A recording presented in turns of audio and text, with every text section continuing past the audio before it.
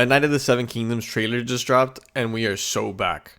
This series takes place around 90 years before the Game of Thrones series, and 80 years after the events of House of the Dragon.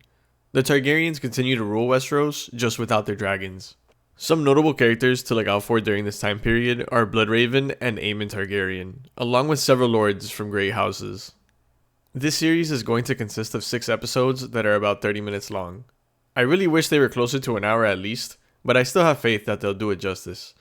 I don't know, I feel like there's a lot less room for error with Dunk and Egg. This isn't like House of the Dragon that was based off conflicting accounts from a Maester, a Septon, and a Fool. This is from the direct perspective of Sir Duncan the Tall, a hedge knight from Fleet Bottom surrounded by some of the biggest names in Westeros. Compared to Game of Thrones, this has more of a lighthearted tone, riddled with comedic relief. But don't get it twisted. There's a lot of game-changing events that permanently change the direction of the realm. This wouldn't be a George R.R. Martin story if it was all sunshine and rainbows. Dunk was squire to Sir Arlen of Pennytree, and at the start of the trailer we see him burying him and talking about how Sir Arlen charged him to be a good knight and to defend the weak and innocent. He's on his way to enlist in a tournament, and along the way he comes across this little bald kid named Egg. They have funny banter from the beginning, and I thought the scene where he barks at Egg was hilarious. It really sets the tone for their dynamic going forward. We see a new Targaryen sigil that we haven't seen before. This one really stands out and reflects the sort of era that the realm is currently in. Targaryen princes sometimes had their own banner. For example, Aerion had a multicolored sigil in the books. And speaking of Aerion, it looks like he got a haircut. In the graphic novel, he's supposed to have long hair, but we're finally getting a short-haired Targaryen. And it kind of makes him look more punchable in a way that's good for his character.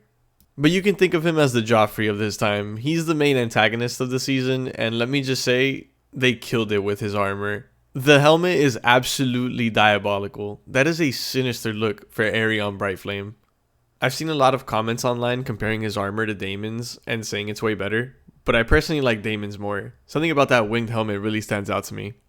Dunk is on his way to Ashford and has to pledge his case and prove that he's a knight when he goes to enlist. He has 3 horses with him: Thunder, Chestnut, and Sweetfoot. And he's gonna have to sell one in order to buy armor and weapons for the tournament. And he also has to convince the steward that he is actually a knight. And needless to say, they aren't the nicest guys to lowborn hedge knights. We really do get to explore the class hierarchy and experience what Westeros is like for the common man. Egg even asks Dunk why he treats these royal lapdogs like his betters. And he says that they are his betters. Dunk doesn't come from a great house with a big name. His place is much lower in society.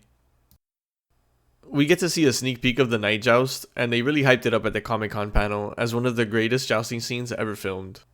I can't wait to see it. Personally, I wish we got to see more jousting scenes in the previous series. Can you imagine a live-action version of the tourney at Harrenhal? That would make an amazing movie.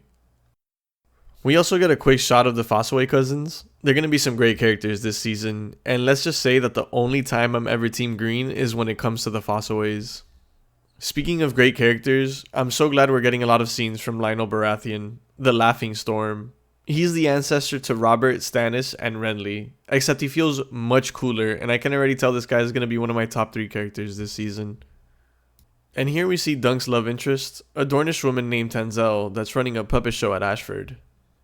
She also painted his sigil on a shield for him, and fun fact, this is actually the same shield that Brienne finds in her father's armory in A Feast for Crows. And George R.R. Martin has confirmed that she is descended from his line. The fire-breathing dragon is part of the puppet show that Tanzel puts on. It's supposed to be a rendition of Selwyn of the Mirror Shield. It's a story about a knight conquering a dragon, and this will be a big plot point throughout the season. We also get a glimpse of Valar Targaryen. He's Baelor's son. King Daeron wed a Dornish woman, so the current royalty have a mix of Valyrian and Dornish features. Valar is supposed to have brown hair with a white streak. I can't tell from this angle if they kept that detail, but I'm still excited to see these characters play on screen. Speaking of details, what are the odds that they sneak a dagger reference in this series? I honestly wouldn't put it past them. We get a good look at the Trial of Seven, which is the main conflict this season, and they look squatted up. Lionel Baratheon is flexing on everyone with that antler helmet.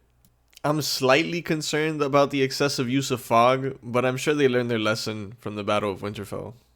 I didn't even put a clip here, but you couldn't tell a difference with a fully black background. Season 8 has me scarred. Overall, this trailer has me hyped. I am puffing on that sweet hopium as we speak.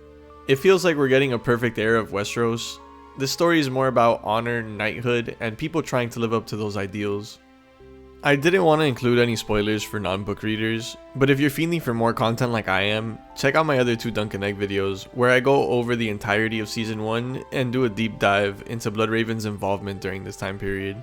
I'll be doing weekly episode reviews once the season comes out, so don't forget to like and subscribe, and I'll catch you guys in the next one.